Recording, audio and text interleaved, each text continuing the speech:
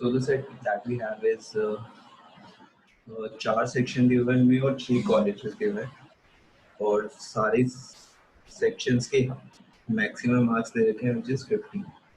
So इस section A में highest marks क्या हो सकते हैं 50, सेक्शन डी में भी 50, सी में भी 50 एंड डी में 50. एक प्रीवियस ईयर कैट क्वेश्चन है, देखते हैं इसके अंदर कैसे अप्रोच कर सकते हैं. अब जहाँ पर कोई भी मार्क्स नहीं दे रखे, फॉर एग्जांपल कॉलेज 2 में सेक्शन ए में यहाँ पर कुछ भी मार्क्स नहीं दिए, दैट मीन्स इस कॉलेज को डजंट मैटर कि इस सेक्शन में कितने मार्क्स है. ठीक है, फॉर एग्जांपल अगर लेट्स से मुझे कॉलेज 2 में एडमिशन चाहिए तो क्या क्या क्राइटेरिया फुलफिल होने चाहिए. सेक्शन ए में कुछ भी मार्क्स है, सेक्शन बी में 45, सेक्शन सी में 45 एंड सेक्शन डी में कुछ भी है 1 सेकेंड. ठीक है, एंड एग्रीगेट मार्क्स होने चाहिए 175. सिमिलरली अगर कॉलेज 4 में एडमिशन चाहिए तो सेक्शन ए में आनी चाहिए 43, सेक्शन बी में कुछ भी आए है ना, सेक्शन सी में कुछ भी, सेक्शन डी में 45 एंड ओवरऑल होने चाहिए 180. This is kind of similar to IIMs. जैसे IIM अहमदाबाद में एडमिशन चाहिए तो you need some percentile, Bangalore में अलग है, कलकत्ता में अलग, सिमिलरली फॉर अदर IIMs. ठीक है, so this is the set.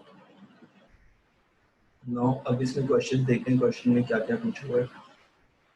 First question is Bahama got calls from all the colleges. What could be the minimum aggregate marks obtained by her?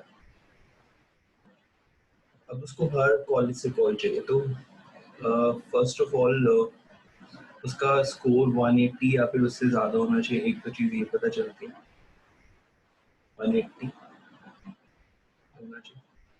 Second चीज़, हर एक college की sectional cut off भी clear होनी चाहिए. मतलब कि अगर मुझे section A, मैं सेक्शन ए देखूं तो अगर मेरे 45 मार्क्स आते हैं तो मुझे कॉलेज ए भी कॉल करेगा, कॉलेज 1 भी कॉल करेगा, कॉलेज 2 भी, क्योंकि इसको तो चाहिए नहीं कुछ भी मार्क्स, कॉलेज 3 भी, कॉलेज 4 भी, कॉलेज 5 भी एंड कॉलेज 6 भी. क्योंकि हम इसमें मिनिमम मार्क्स फाइंड कर रहे हैं तो हमने देखा कि 45 आने पे हर कोई कॉल करेगा. तो इस सेक्शन में 45. सिमिलरली इस सेक्शन में अगर मेरे 45 मार्क्स आते हैं तब भी मुझे 1 भी कॉल करेगा, 2 भी, 3, 4, 5 एंड 6 है ना, क्योंकि कॉलेज 6 को तो सिर्फ 41 चाहिए और यहाँ 45. नाउ इस सेक्शन में देखते हैं, अगर मैं यहाँ पर 45 से कम करूँ, अगर आपके माइंड में आ रहा है कि 43 करूँ, 43 पे ये कॉलेज 2 कॉल नहीं करेगा. ठीक है, सेक्शन में सेक्शन सी वंस अगेन 46 चाहिए होंगे कम से कम, है ना, क्योंकि 46 से कम किया तो फिर से कॉलेज 3 कॉल नहीं करेगा. यहाँ पर देखते हैं 45. इन सबको अगर मैं ऐड कर दूँ, ठीक है, अगर इन सबको ऐड किया सो दैट मेक्स इट 181. तो इसका आंसर होगा 181, मतलब मिनिमम मुझे 181 चाहिए. लेट्स से अगर डेटा कुछ और होता और यहाँ पर कुछ और वैल्यूज होती और ऐड करने पे ये आता कुछ 175. ठीक है, अगर कुछ और डेटा होता 175 आता ऐड करने पे, तब मेरा आंसर क्या होता, तब आंसर होता 180. ठीक है, क्योंकि 175 पे तो एक कॉलेज कॉल नहीं करेगा, 1 नहीं करेगा, है ना, सिमिलरली 4 नहीं करेगा, 5 नहीं करेगा, 6 नहीं करेगा. तो हमें इसमें 5 मार्क्स ऐड करने पड़ते हैं और वो ऐड हम किसी भी सेक्शन में कर सकते हैं क्योंकि इनसे ज्यादा तो लेके आ ही सकते हैं. ठीक है, सो अगर आपने ये आंसर मार्क किया था कि 180 प्लस चाहिए तो that would not be the right concept. इसमें देखना था कि किस सेक्शन में कितने marks. Okay, next question. Charlie got calls from 2 colleges. What would be the minimum marks obtained by him in a section? अब चार्ली को सिर्फ 2 कॉलेजेस से कॉल आया है तो उसके कम से कम minimum marks obtain by him in a section, तो एक सेक्शन में कम से कम कितने मार्क्स होंगे. ओके, अगर 2 कॉलेजेस से कॉल आया है तो हमें वो सिलेक्ट करने पड़ेंगे जो जिनकी कट ऑफ सबसे कम है. ठीक है, फॉर एग्जांपल अगर मैं एग्रीगेट मार्क्स अपने 175 लेकर, है ना, तो मुझे ये कॉलेजेस तो वैसे ही कॉल नहीं करेंगे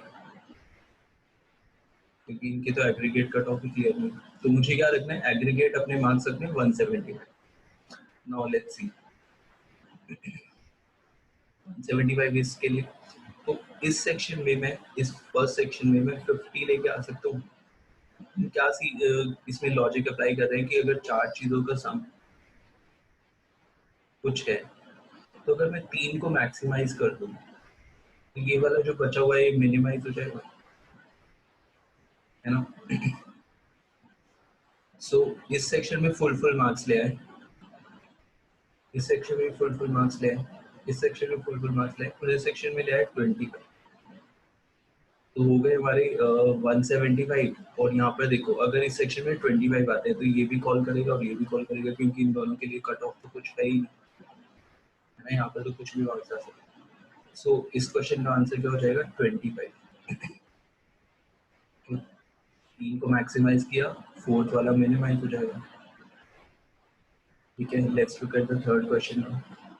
Aditya did not get a call from his even a single college.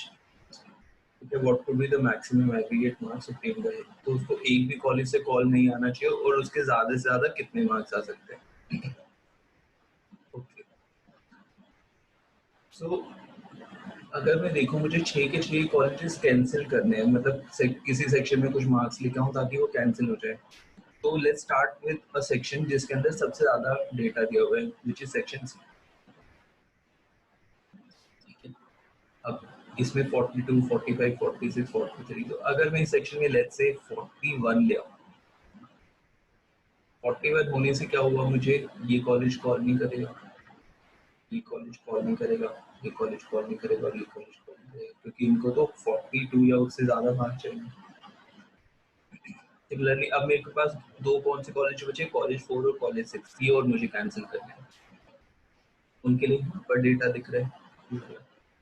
तो अगर इस सेक्शन में मैं 43 ले, ठीक है, तो कट ऑफ क्लियर हुई नहीं इनकी, तो मुझे कॉलेज 4 कॉल नहीं करेगा, कॉलेज 6 कॉल नहीं करेगा।